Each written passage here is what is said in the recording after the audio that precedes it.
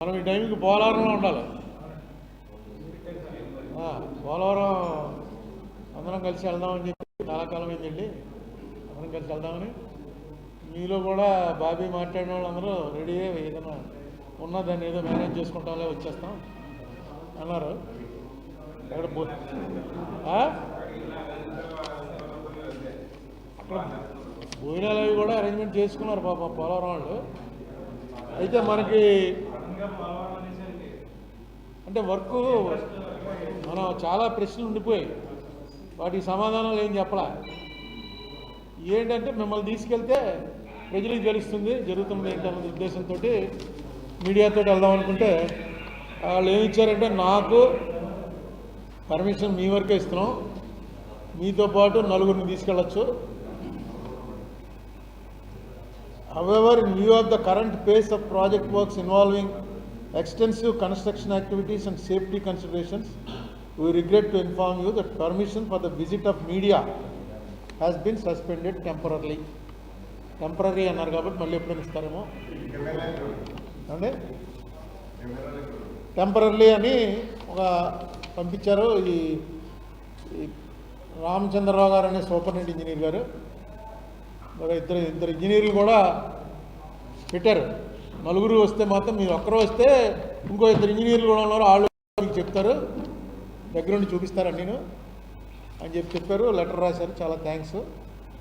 కానీ నేను వెళ్దాం అనుకున్నదే మిమ్మల్ని మీ సమక్షంలో అదంతా చూసి ఏమండి అది మీరు మీడియా వాళ్ళు అడగాలి.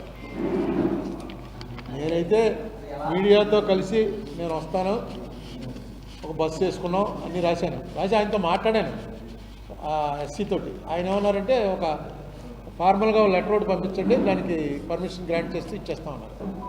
కానీ ఆయన ఇచ్చింది మాత్రం ఓన్లీ ఫర్ యూ అని చెప్పి. అదే నేను ఇప్పుడు జగన్ టైంలో ఆపేసేవారు, చంద్రబాబు టైంలో ఇప్పుడు ఆపలా.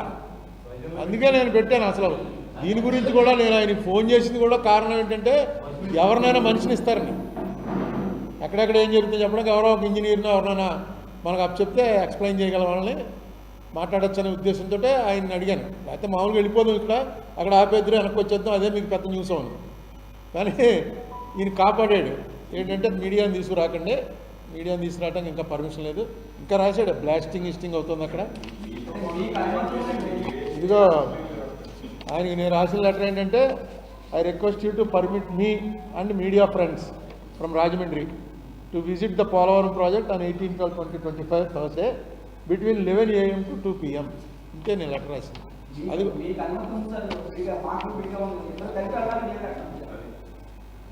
ఆయన కూడా అనుకోవచ్చు, కరెక్ట్ అయి ఉండొచ్చు.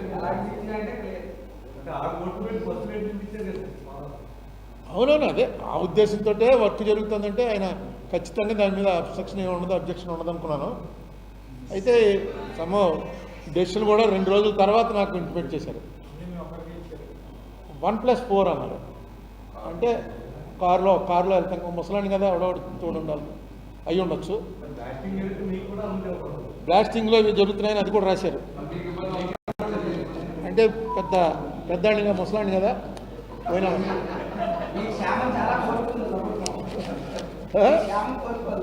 నాకు క్షేమం అలా కాదు, అది కూడా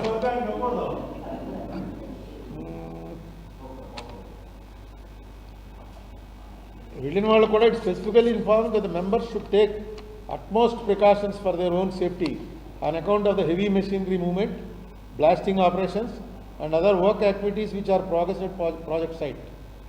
WRD shall not take any responsibility for the safety of members. All the members should carry valid identity cards. అంటే మీరు అక్కడికి వచ్చిన తర్వాత ఏమని చేయండి, మాకేం సంబంధం లేదు అన్నారు. ఎవరికి 1+4కి, మిమ్మల్ని అయితే అసలు రావద్దని సరే.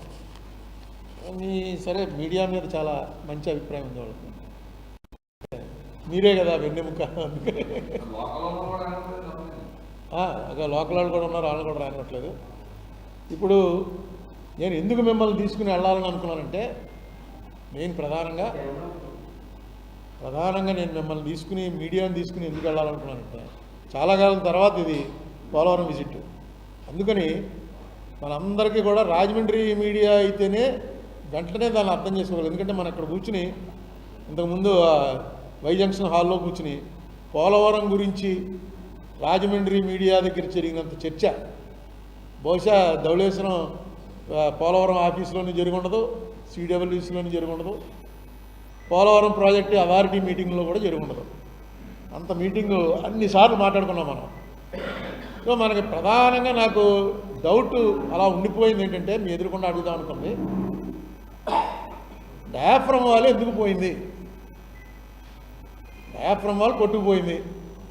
ఎంత అప్పుడు 442 కోట్ల రూపాయలతో కట్టిన డయాఫ్రమ్ వాల్ కొట్టుకుపోయింది.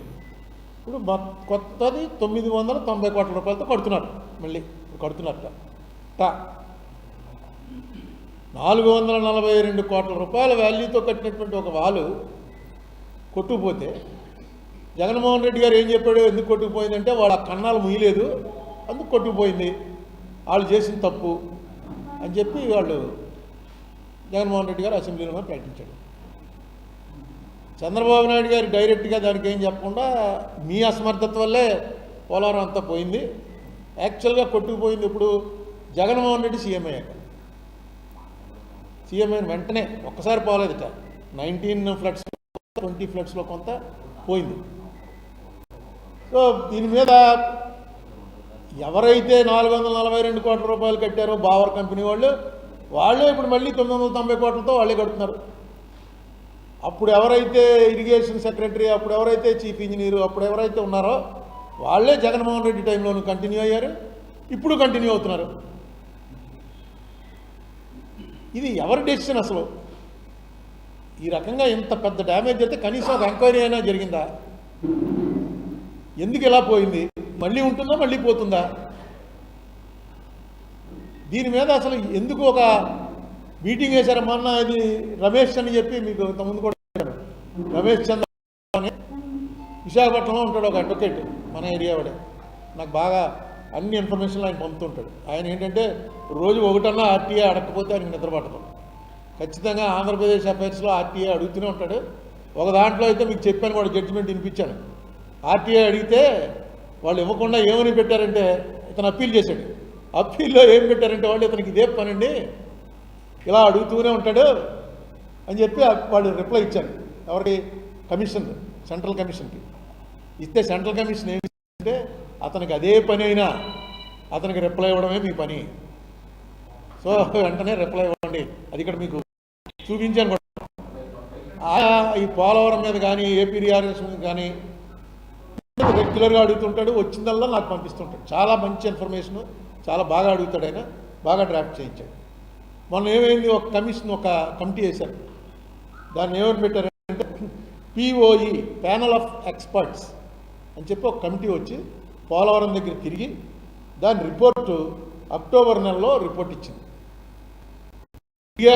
పేపర్లో మీడియాలో వచ్చింది, వెళ్ళిపోయారన్నది వచ్చింది, రిపోర్ట్ ఇచ్చారన్నది వచ్చింది, కానీ ఆ రిపోర్ట్ ఏంటో అక్కడ చెప్పలే. సో ఈయన అడిగాడు, ఆ రిపోర్ట్ నాకు ఇప్పించండి అని అడిగాడు, అండర్ రైట్ టు ఇన్ఫర్మేషన్. దానికి రిప్లై ఏమి ఇచ్చారంటే, ప్యానల్ ఆఫ్ ఎక్స్పర్ట్స్ ఇచ్చినటువంటి రిపోర్టు ప్రభుత్వానికి ఇచ్చింది, ప్రభుత్వానికి ఇచ్చినటువంటి రిపోర్ట్ మేము మీకు కానీ లీక్ చేసామనుకో కాపీరైట్ యాక్ట్ అప్లై అవుతుంది. ఎక్కడ విన్నారా ఇది? కాపీరైట్ యాక్ట్ ఏంటండి? కాపీరైట్ అంటే ఎవడో కథ రాసుకుని ఎండమూరి వీరేంద్రనాథో ఇద్దరు సులోచనారాయణో కథని మనం వాళ్ళకి డబ్బులు ఇవ్వకుండా చేసేస్తే ఆ కాపీరైట్ ఇన్ఫ్రింజ్ అయింది కాబట్టి నాకు ఇంత పెనాల్టీ కట్టని అడుగుతారు. ఇళయరాజా మ్యూజిక్ కాదు, మన డబ్బిచ్చి ఎక్స్పర్ట్ కమిటీని పెట్టారు, వాళ్ళు రిపోర్ట్ ఇచ్చారు. ఆ రిపోర్ట్ ఇవ్వడానికి క్లియర్గా ఏమని ఇచ్చారంటే, without the consent of PoE, అంటే ఎవరైతే ఇచ్చారో ఎక్స్పర్ట్స్ కమిటీ వాళ్ళు, ఆ ఎక్స్పర్ట్స్ కమిటీ వాళ్ళు ఒప్పుకోకుండా మేము మీకు ఎలా ఇస్తాం, కాపీరైట్ ఎఫెక్ట్ అవుతుంది, అందుకని మేము అని రిజెక్ట్ చేశాం. ఎక్కడ వినలేదు నేను. ఏముందో అందులో ఏముండదో వీళ్ళు ఏం చెప్తే అదే రాస్తారు.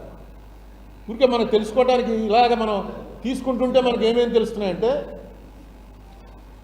ఈ కాపర్ డ్యామ్ ఎందుకు పోయిందన్న దాని మీద పుల్లారావు గారండి, మనకు వెస్ట్ గోదావరి పోలవరం ఆయన ఒక ఆయన ఉన్నాడు, వెంటపాటి పుల్లారావు. మీకు అందరికీ తెలుసున్న పేరే అది. ఆయన కూడా పోలవరం మీద కానీ స్టేట్ వాటి మీద కానీ నిత్యం మీడియాలోకి వస్తుంటాడు. ఢిల్లీ మీడియాలో కూడా ఆయన రెగ్యులర్గా కనబడుతుంటాడు. బాగా చదువుకున్నవాడు.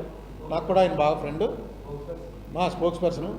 ఇంకా చాలా ఆయన ఈ పోలవరం మీద ఎన్జిటీలో వేసాడు, గ్రీన్ ట్రిబ్యునల్లో వేస్తే 2019లో వీళ్ళు ఏమి ఇచ్చారంటే, ఎందుకు ఆ కన్నాలు మేము పూడ్చలేదంటే, కాఫర్ డ్యామ్ కన్నాలు ఏ కన్నాల వల్ల అయితే డయాఫ్రమ్ వాళ్ళు కొట్టుకుపోయిందని అంటున్నారో ఆ కన్నాలు మేము ఎందుకు పూడ్చలేదంటే, ఇది ఎక్కడ కోర్టులో ఇచ్చిన ఎఫిడవిట్, పోలవరం ప్రాజెక్ట్ అథారిటీ వాళ్ళు కోర్టులో ఇచ్చిన ఎఫిడవిట్ ఏంటంటే, అవి అలాగ ఉండకపోతే కానీ కన్నాలు పూడిస్తే ఇన్కంప్లీట్ రిహాబిలిటేషన్ అండ్ రీసెటిల్మెంట్ కారణంగా ఇది అవసరమైంది, ఈ కన్నాలు తెరిచిపెట్టి ఉంచడం కరెక్టే. ఎందుకంటే పూడిస్తే మునిగిపోతాయి ప్రాంతాలు, అందుకని పోడవడానికి వీలేదు. వాళ్ళు కూడా అక్కడ గొడవ చేశారు, బాగా డబ్బులు ఇచ్చి మమ్మల్ని ఇక్కడి నుంచి మార్చకుండా మీరు కాఫర్ డ్యామ్ కంప్లీట్ కట్టేస్తే నీరు ఆగిపోయి మునిగిపోతాయి.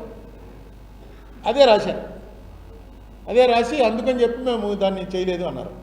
తర్వాత ఈ రమేష్ ఏం చేశాడంటే, జలశక్తికి అడిగాడు అదేంటి కారణం చెప్పండి అని. ఎందుకు పోయింది డయాఫ్రమ్ అని అడిగితే వాళ్ళు క్లియర్గా ఏం చెప్పారంటే, ఈ కాఫర్ డ్యామ్లో గ్యాప్స్ ఏవైతే ఉన్నాయో ఆ గ్యాప్స్ వల్లే పోయింది డయాఫ్రమ్ వాల్ అని వాళ్ళు చెప్పారు. అంటే ఇంటెన్షనల్గా వీళ్ళు ఆ కన్నాలు ముయ్యకపోవడానికి కారణం ఉంది, కన్నాలు ముయ్యకపోవడం వల్లే డయాఫ్రమ్ వాల్ కొట్టుకుపోయింది. ఇది ఇక్కడ వరకు. దీనికి ఎవరో ఒకరిని బాధ్యులు చేయాలిగా. కన్నాలు బాధ్యులు చేసి శిక్షిస్తారా లేదా వేరే విషయం. ఇది హ్యూమన్ ఎర్రరా, లేకపోతే నిజంగా పెద్ద ఫ్లడ్ వచ్చినప్పుడల్లా ఈ ప్రమాదం ఉంటుందా? ముందు ఎందుకంటే నాకు శివాజీరావు గారిని ఒక ఆయన ఆంధ్ర యూనివర్సిటీలో ప్రొఫెసరు, ఆయన నేను ఎప్పుడు చూడలేదు. నాకు నిత్యం ఫోన్లు చేస్తూ ఉండేవాడు నేను ఎంపీగా ఉన్నప్పుడు. ఏంటంటే తప్పు చేస్తున్నావు, పోలవరం ప్రాజెక్టు కానీ కట్టారా, మీరు రాజమండ్రి ఏలూరు దాకా కొట్టుకుపోతాయి, ఆగదు ఆ ప్రాజెక్టు, అక్కడ కింద సరైనటువంటిది కాదు, పూర్తిగా ఇసుకది, ఆ ప్రాజెక్టు వీళ్ళు ఇష్టం వచ్చినట్టు కట్టేస్తున్నారు, మీరేమో రోజు ఆ పర్మిషన్ వచ్చేసింది ఈ పర్మిషన్ వచ్చేసిందని ప్రెస్ మీట్లు పెట్టి చెప్పేస్తున్నారు. అరుణ్ కుమార్ గారు చాలా తప్పు చేస్తున్నారు అని చెప్తుండేవాడు. నేను ఇక్కడ ఇంజనీర్లు అడిగి ఏమంటే శివాజీరావు గారు ఎలా అండి అని చెప్పి అడిగితే, మన సీతాపతిరావు గారు వాళ్ళని అడిగితే, వాళ్ళు సీతాపతిరావు గారు ఇందులో ఎక్స్పర్ట్. ఆయన అడిగితే ఆయన ఏమనేవాడంటే, వాళ్ళ టెక్నాలజీ మారిపోయిందండి, ఇప్పుడు కొత్త టెక్నాలజీ వచ్చింది, ఇప్పుడు దేని మీద కట్టినా దానికి కావాల్సిన డయాఫ్రమ్ వాళ్ళు కూడా అలాంటి టెక్నాలజీ అయి ఉంటుంది. ఎందుకంటే అందులో ప్లాస్టిక్ కలుపుతారట, ఏదో ఐస్ మొక్క పెడతారట, అవన్నీ పెట్టి భూమిలోకి దింపితే ఫ్లెక్సిబిలిటీ వస్తుంది, వాటర్ ఎంత గట్టిగా వచ్చి కొట్టినా కొట్టుకుపోవటం ఉండదు, ఇలా అవుతుంది తప్ప అన్నదే దీని కాన్సెప్ట్. సో